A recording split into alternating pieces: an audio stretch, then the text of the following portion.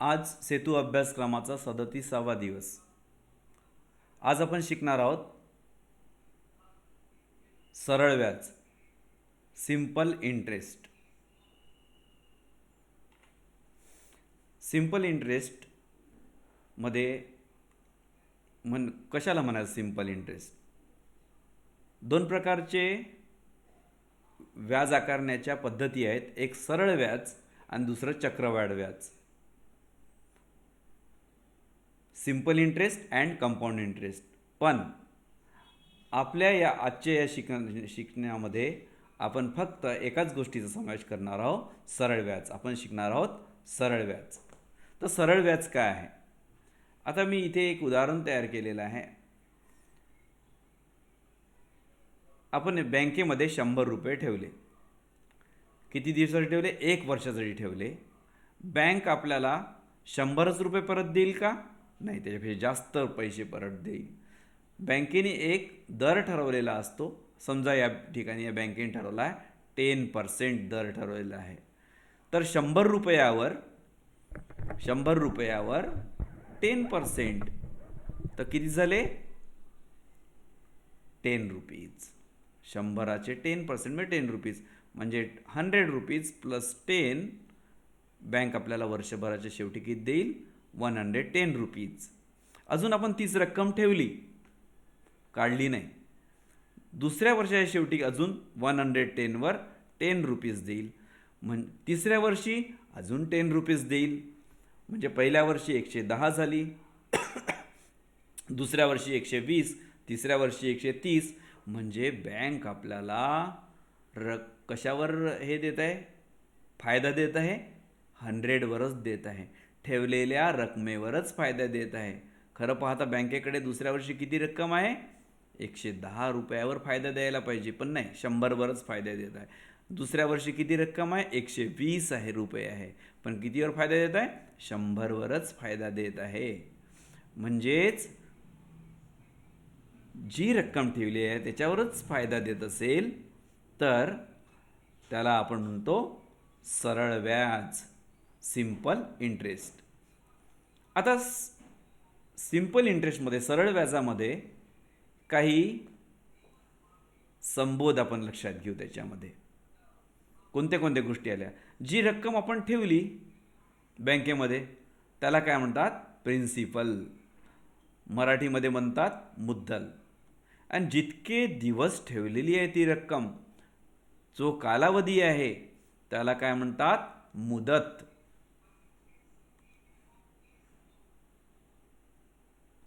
मुदत इंग्लिशमध्ये म्हणतात पिरियड. आणि ज्या दराने आपल्याला बँक फायदा देत आहे त्याला म्हणतात दर, इंग्लिशमध्ये रेट. आणि ही आपली मुद्दल, प्रिन्सिपल आणि हा इंटरेस्ट मिळून जे रक्कम मिळत आहे त्याला म्हणतात रास, अमाऊंट. म्हणजे आपण काय शिकलो? प्रिन्सिपल, काल म्हणजे पिरियड, दर म्हणजे रेट, आणि अमाऊंट शेवटी मिळणारी रक्कम, रास. तर हा रेट कशामध्ये दाखवतात? PCPA किंवा मराठीमध्ये दसा, दशे, दरसाल, दर शेकडा. आता मी तुम्हाला एवढंच समजून सांगितलं. याच्यानंतर हे पहिलं उदाहरण तुम्हाला बँकेत ठेवलेल्या किंवा बँकेकडून कर्जदारास दिलेल्या रकमेला काय म्हणतात हे तर तुम्हाला सोडवायचं आहे. पहिलं आहे. नंतर सेकंड पाहू. व्याजाचा दरसाल दर शेकडा, PCPA. याचा अर्थ दर सालासाठी, प्रत्येक वर्षासाठी दर 100 रुपयासाठी द्यावयाचे व्याज. 100 रुपयाचे का बरं? इथे PC% दशे, दर शेकडा म्हणजेच 100, शेकडा म्हणजे 100. नंतरचा क पाहू. बँकेत ठेवलेली किंवा बँकेकडून घेतलेली रक्कम ज्या कालावधीसाठी वापरल्या जाते, बँकेत ठेवलेली किंवा बँकेतून घेतलेली रक्कम ज्या कालावधीसाठी वापरली जाते त्या कालावधीला काय म्हणतात? काल. आपण याला म्हणू आता मुदत.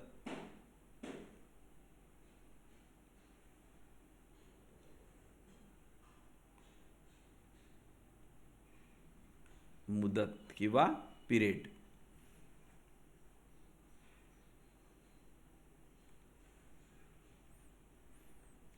चला सराव करूया. ईश्वरीने दशादशे 8 दराने 6 वर्षासाठी 50,000 रुपये ठेवले. उदाहरणावरून खालील बाबी लिहा. दशादशे आलं, ज्याच्यासमोर दशादशे येईल किंवा ज्याच्या मागे PCP येईल त्याला काय म्हणतात? त्याला म्हणतात दर. आर किती आहे इथे?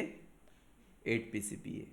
मुद्दल, जी रक्कम ठेवली, प्रिन्सिपल.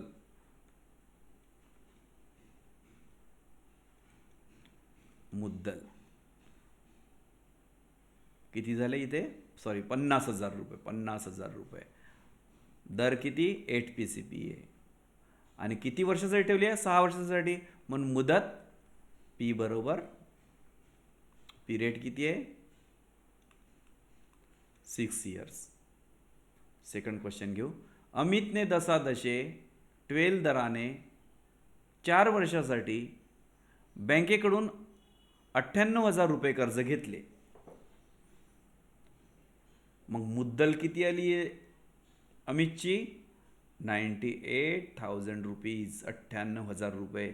दर, व्याजाचा दर किती आहे? दशादशे ज्याच्या समोर येते त्याला तो काय? दर.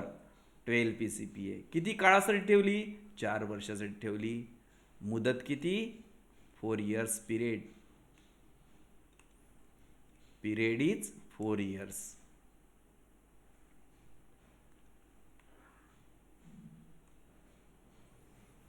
आता इथे एक गणित दिलेलं आहे. अजितरावांनी बँकेकडून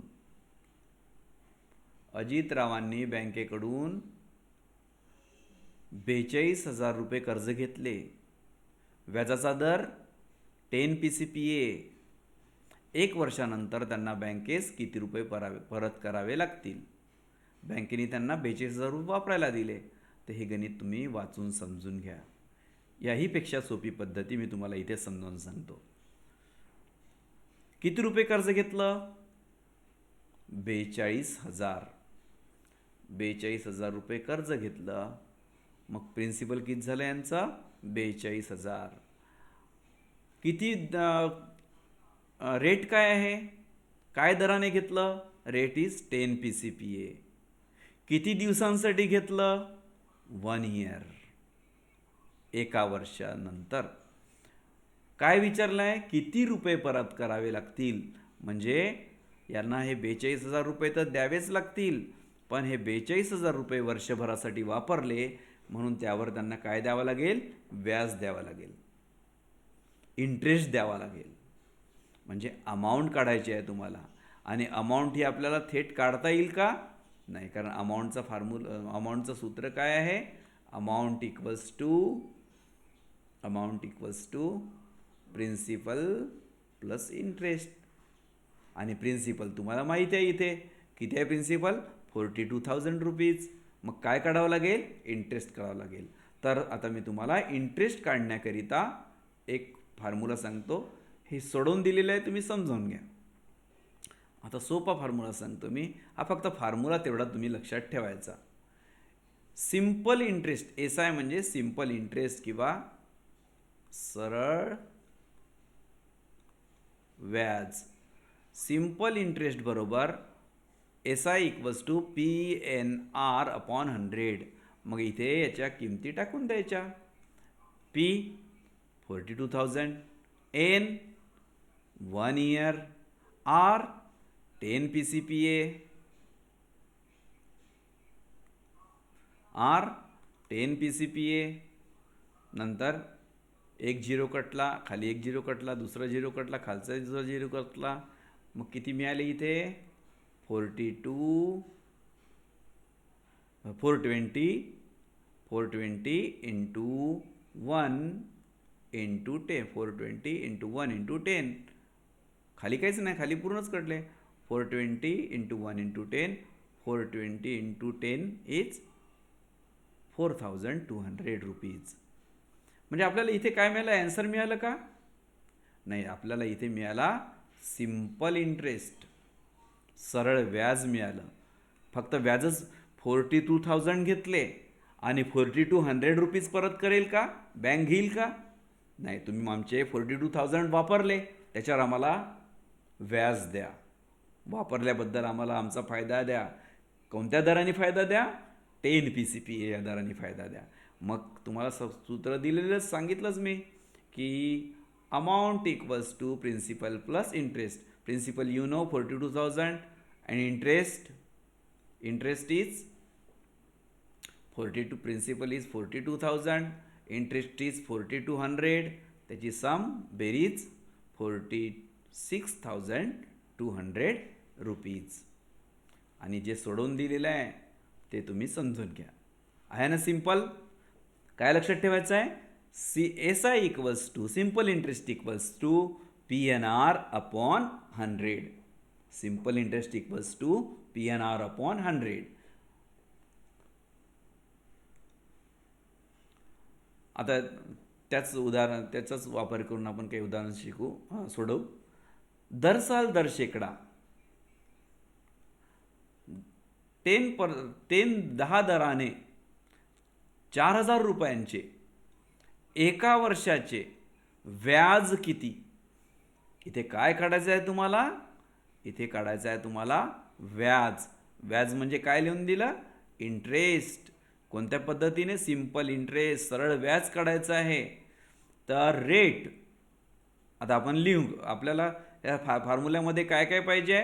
पी पाहिजे, एन पाहिजे, आर पाहिजे. हां, पी किती आहे? 4,000 रुपीज. एन किती आहे?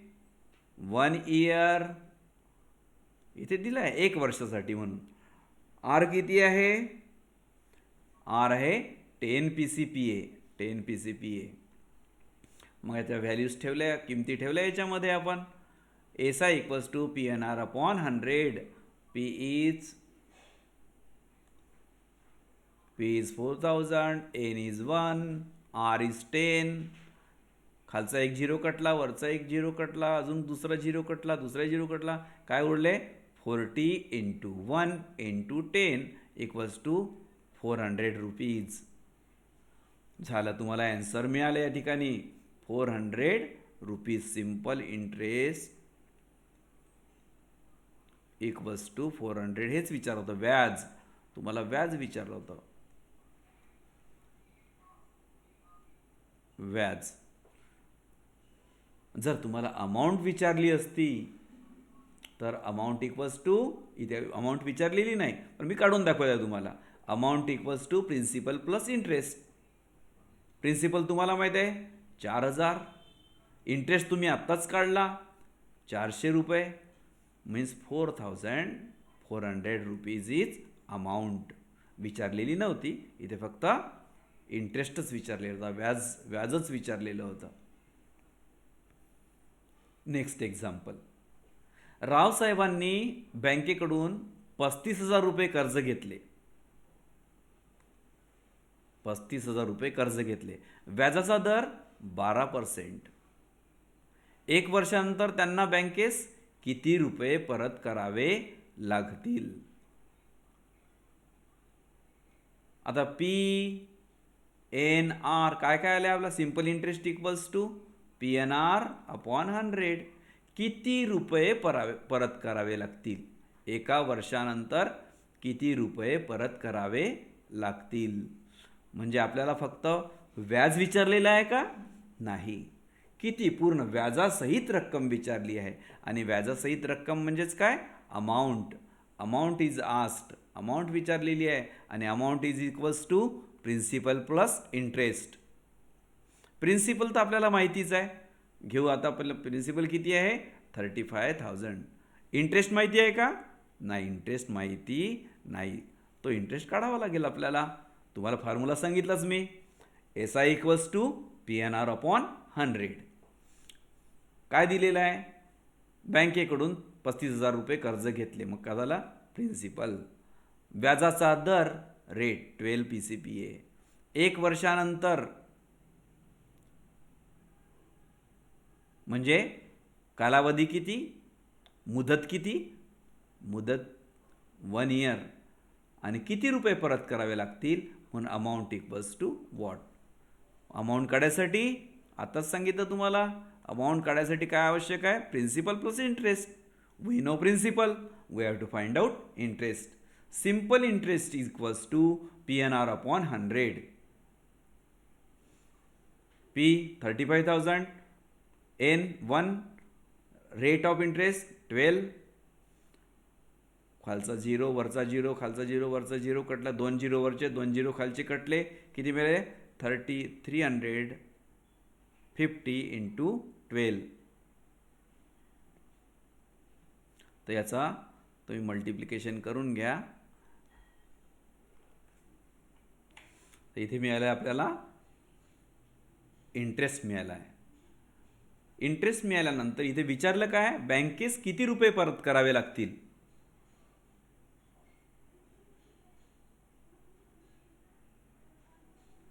तर amount equals to principal plus interest. Principal is 35,000. 35,000 plus interest is 4,200 equals to किती रुपये होतात, 39,200 रुपीज परत करावे लागतील. आता हे शेवटचं एक्झाम्पल तुम्ही सोडवा. या ठिकाणी आपण थोडं मी तुम्हाला हे सांगून देतो.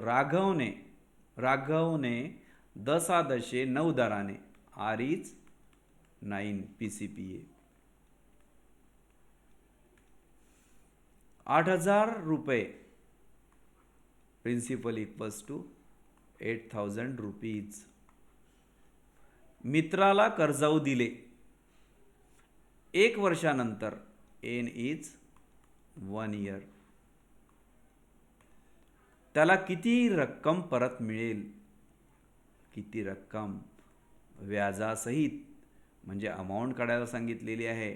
आणि तुम्हाला आता सांगितलं अमाऊंट काढायला थेट फॉर्म्युला नाही, amount equals to principal plus interest. आणि प्रिन्सिपल माहिती आहे, तुम्हाला काय काढावं लागेल, सिंपल इंटरेस्ट काढावं लागेल पहिले. याच्यासाठी सिंपल इंटरेस्ट PNR